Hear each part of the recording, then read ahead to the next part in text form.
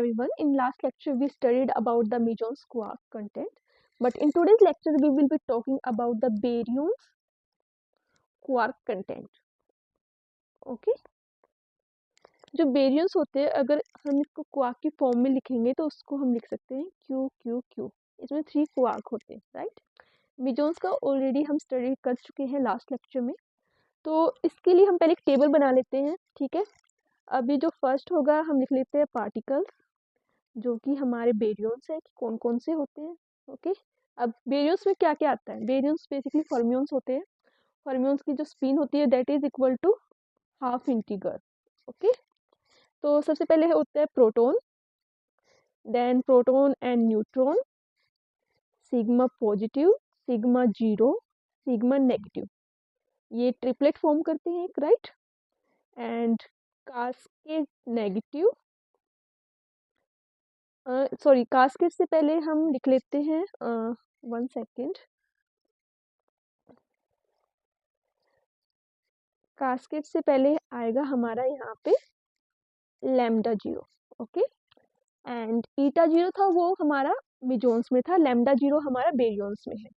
Then हमारे पास cascade का doublet है, तो कास्केड में एक जीरो होता है और एक कास्केड नेगेटिव. ओके, तो हमारे पास ये कितने हो गए टोटल 1 2 3 4 5 6 7 8 हो गए ना. तो ये भी एक ऑक्टेट फॉर्म करेंगे. जैसे हमने मेसोन्स का स्टडी किया था ऐसे ही हमारे जो ये बेरियंस है वो एक ऑक्टेट फॉर्म करेंगे. ठीक है, अब इनकी हम क्या लिखेंगे आइसोस्पिन. अब प्रोटॉन की आइसोस्पिन होती है 1/2 क्योंकि डबलेट फॉर्म करते हैं, और न्यूट्रॉन की भी 1/2. जो हमारा सिग्मा है ये हमारे ट्रिपलेट फॉर्म करता है, तो इसकी जो आइसोस्पिन होती है 1, सिग्मा जीरो की भी 1 होगी और सिग्मा नेगेटिव की भी 1. लैम्डा जीरो हमारे पास सिंगलेट है तो इसका 0 होगा, और जो कास्केड है वो एक डबलेट फॉर्म करते हैं तो उसके लिए इसकी भी 1/2 एंड 1/2. ओके, अब इसका हम थर्ड कंपोनेंट लिखेंगे स्पिन का. प्रोटॉन के लिए ये पॉजिटिव ही होगा 1/2, न्यूट्रॉन के लिए इसका -1/2 हो जाएगा. सिग्मा पॉजिटिव का 1, सिग्मा जीरो के लिए 0 एंड सिग्मा नेगेटिव के लिए -1. इसके लिए 0 ही होगा. कास्केड जीरो के लिए 1/2 एंड कास्केड नेगेटिव के लिए -1/2. ओके, अब बेरियो नंबर बेरियंस है तो सबके लिए बेरियो नंबर क्या होगा 1 ही होगा, राइट. तो 1 1 1 1 1 1 1. एस क्या है स्ट्रेंजनेस. स्ट्रेंजनेस नंबर इनका कितना होगा. अभी देखो जो प्रोटॉन है वो स्ट्रेंजनेस उसकी 0 होती है, जो न्यूट्रॉन होता है उसकी भी स्ट्रेंजनेस 0 होती है. ठीक है, जो हमारे पास सिग्मा पार्टिकल होते हैं उनकी स्ट्रेंजनेस होती है -1. ठीक है, इन सब के लिए -1 हो जाएगा, और जो लैम्डा है इसके लिए भी -1. जो हमारा कास्केड है उसके लिए होती है -2. ये आप याद रखना. ठीक है, और स्पिन हमें पता ही है क्या है कि फर्मियंस है तो सबकी स्पिन क्या होगी 1/2. आई होप यहाँ तक आप सभी को क्लियर है. ठीक है, और हाइपर चार्ज हम निकाल सकते हैं. हाइपर चार्ज क्या होगा y इक्वल होता है b + s के. तो सिंपल यहाँ से आप कर लेना. ठीक है, अभी हम डायरेक्ट लिखते हैं इसका कंटेंट. ये जो क्वार्क की फॉर्म है हम इसको कैसे लिखेंगे कि जैसे 3 क्वार्क होने चाहिए ना यहाँ पर, तो उसको कैसे लिखेंगे. प्रोटॉन है सबसे पहले हमारा केस. अब proton, let me change the pen 1 second. उससे थोड़ा आपको मतलब थोड़ा अलग से दिखेगा ना तो समझ आ जाएगा. तो सबसे पहले हमारे पास है प्रोटॉन. अब प्रोटॉन क्या है, प्रोटॉन की स्ट्रेंथनेस 0 है तो मतलब एस तो इसमें नहीं आएगा, राइट. तो इसके लिए हमें चार्ज चाहिए +1. प्रोटॉन के ऊपर +1 होता है, और तो इसको हम लिखेंगे UUD. देखो अगर U के ऊपर चार्ज होता है +2/3, +2/3 इस U के ऊपर हो गया, और D के ऊपर होता है -1/3, तो टोटल करेंगे तो +1 ही आएगा. ठीक है, नेक्स्ट केस है हमारा न्यूट्रॉन. न्यूट्रॉन में भी स्ट्रेंथनेस 0 है तो S तो नहीं होगा इसके अंदर भी. अब इसमें क्या आ जाएगा UDD, बिकॉज इसको हमें न्यूट्रल बनाना है तो हमें 2/3 प्लस में चाहिए चार्ज, -2/3 नेगेटिव में चाहिए, तभी वो कैंसिल आउट होकर इसको न्यूट्रल करेगा, राइट. Next is sigma. अब सिग्मा के लिए स्ट्रेंथनेस है -1, मतलब एक तो ऐसा आएगा इसमें, ये तो पक्का है, राइट. तो अब सिग्मा पॉजिटिव चार्ज करना है तो उसको WS. ठीक है, क्योंकि S के ऊपर भी -1/3 चार्ज होता है, तो करेंगे तो वो टोटल +1 देगा. नेक्स्ट इज सिग्मा जीरो, इसके ऊपर अब हमें जीरो चार्ज करना है, बट स्ट्रेननेस तो है, -1 तो चाहिए, तो इसको हम लिखेंगे UDS। ओके, 1 सेकेंड, क्या हुआ? ओके, तो सिग्मा जीरो के लिए होगा हमारा पे UDS। नेक्स्ट इज हमें नेगेटिव चार्ज चाहिए, तो यहाँ पे DDS, क्योंकि -1/3 -1/3 -1/3 -1 चार्ज हमारा यहाँ पे हो जाएगा।